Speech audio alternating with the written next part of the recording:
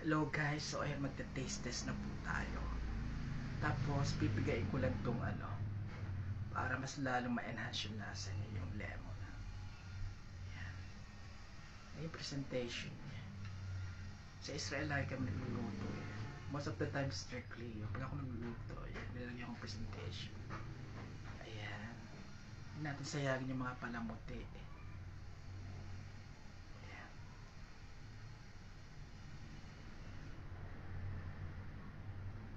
Ang bango. May bawang talaga siya. Ang sarap.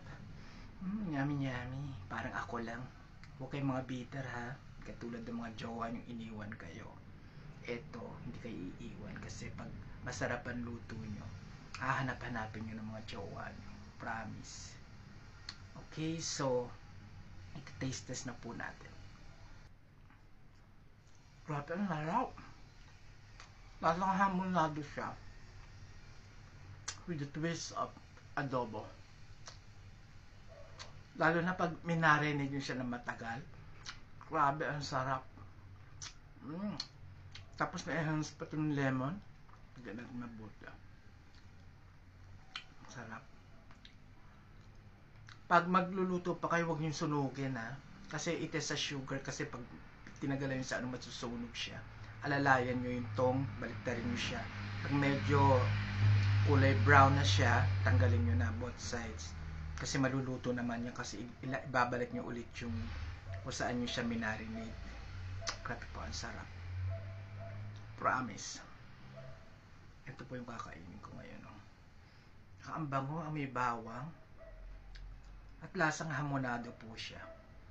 You can use also kalamansi, pag marinate kalamansi, toyo. Ayun nga pala, nakalimutan kong sabihin na may lalagyan po siya ng 7-Up.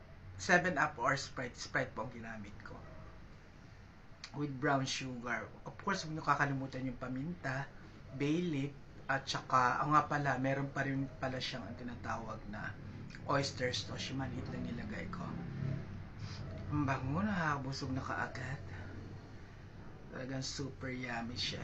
Try nyo po, wala naman po masama kung susubukan natin. Kasi, especially pag may mga family gatherings kayo, pag marunong kayo magluto, hindi na kayo bibili sa labas, kayo na mismo magluluto. At 100% masisiyahan yung mga taong kakain ito kasi masarap talaga siya. At simple lang siyang gawin.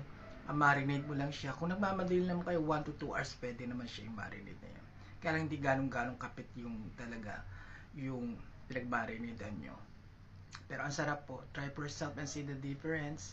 And don't forget to click like and subscribe.